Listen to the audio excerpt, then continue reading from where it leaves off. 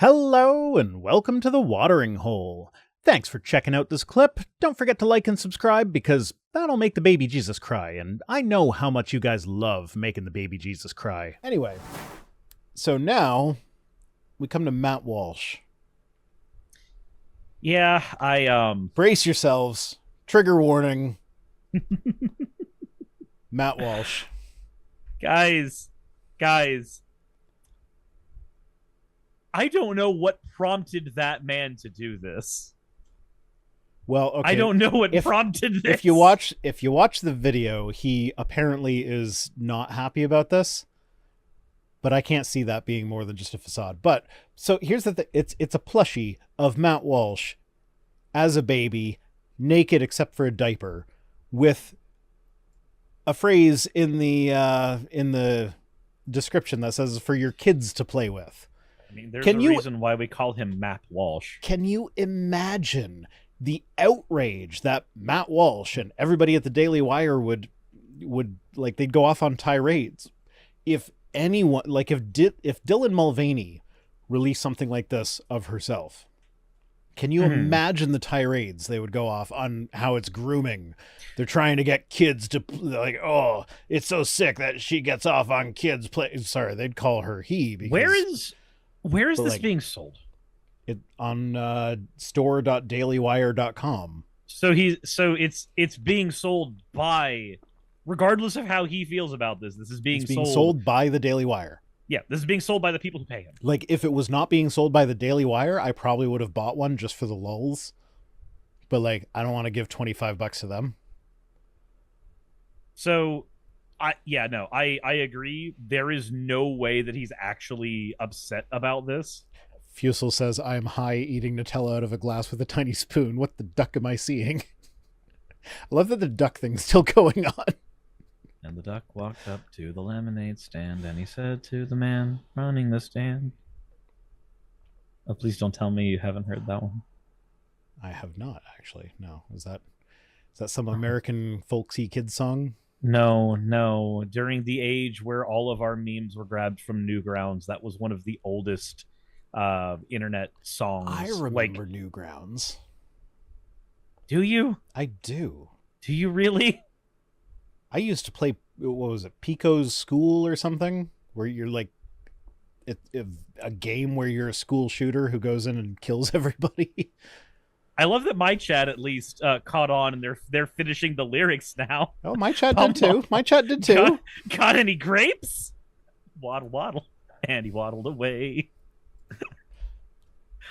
It'll get stuck in your head for weeks and it'll never leave. Neuromdiput says Newgrounds still exists. I know Newgrounds still exists, but it's not anything close to what it was when I was a kid. Yeah, like Newgrounds. It used to be that Newgrounds made fun of YouTube. Oh, right. Yes. In Pico School, you shoot the school shooters. It's school shooters, and you go around killing them. I forgot about that. Oy. He said, wait, how old is Vice Rhino? Older than me. Yeah, old enough to have been on Newgrounds back before it got any sort of moderation. Yeah, back when you found a lot of porn games there. It was really easy to find. Yeah. No, there were those two. But I mean, the internet was advanced enough at that point that I didn't go there for porn games because I didn't see the point when there's real porn right around the corner. And at that point, you could just use... God, I was a kid using Yahoo image searches for that at that point. I was using Netscape Navigator, man. What are you talking about? Yahoo? Like that scene from The Simpsons where comic book guy is waiting for naked Captain Janeway. Like that hits me where I live.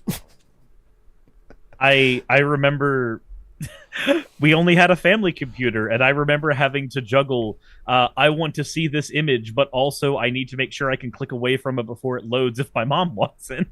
We also only had a family computer, and it happened to be positioned immediately outside of my mother's bedroom door. There were a few close calls in my teenage years. Thankfully though, my mother is completely, like, she's legally blind without her glasses, and when she like suspects something is going on. She wants to get it. She wants to catch it quick, so she won't put on her glasses. So she couldn't tell what was on the screen the couple of times when the computer froze up. Because okay, and 90s kids sympathize with me here when you get all of the pop-ups that clog up your computer that you can't control, and it takes you like 5 minutes to minimize everything. Like, yeah, that was painful. You didn't know about hotkeys that minimized everything at once or anything like that. They didn't exist for Windows 95. Okay, and there's where we figure out the age difference. Mine was XP. Bruh, I had Windows XP before it was officially released, thanks to a German exchange student that we had living with us for a while. He came over with a hard drive full of two things: porn and illegal software. And one of the illegal softwares was Windows Whistler, which was the code name for Windows XP before it was released to the public. So I was using Windows XP like a year before it was released to the general public. I remember I had awkward that I have a similar friend.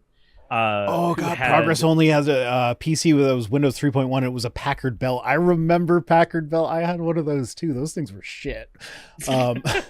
My first PC was a Commodore 64, so I think I got you beat there. I remember trying to figure out why all of the computer advertisements had cows on them.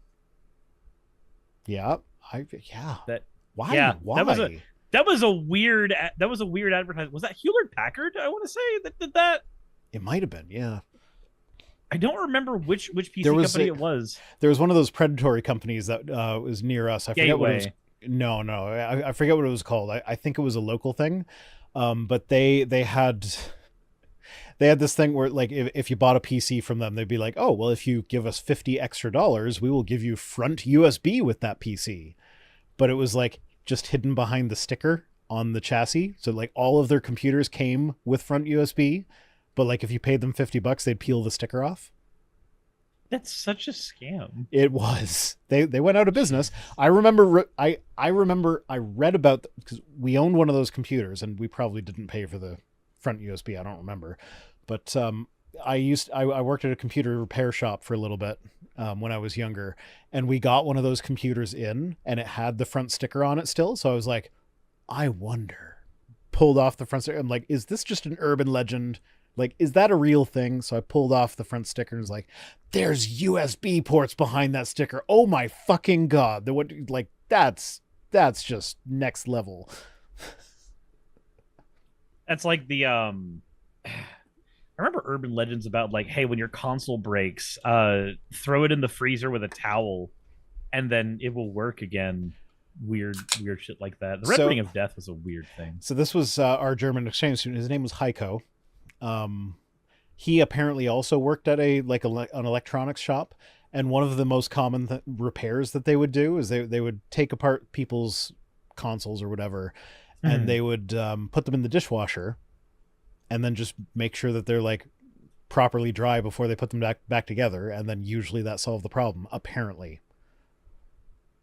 I mean, that would make a little bit of sense because, like, okay, so we have the habit of cleaning out. I feel like capacitors would make that not work.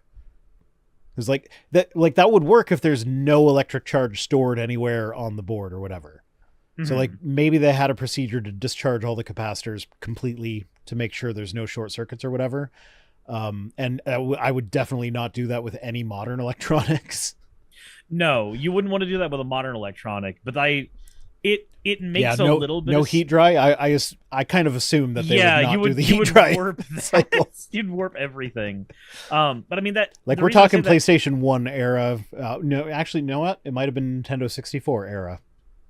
I was gonna say the reason that that makes a kind of sense to me is that we have habits when it comes to PCs of cleaning them out whenever dust gets in them. A lot of times we have PCs that are open face, so we can actually see through a glass case and go, oh, things are dirty in there. I might want to clean them. But if you look at your console's not like that. If you've had a console for like 7 or 8 years, open the thing up. Okay, it probably hates you. Yeah, no, 1994 is when PS1 came out, and Windows XP came out in 2001, so he would have been with us in 1999. That makes sense. So yeah, he would have been. It would have been like PS1s and shit. I don't know. Whatever. Let's get to some tweets. This is what happens when you put baby Matt Walsh in front of us. We want to talk about literally anything else. Anything but baby Matt Walsh.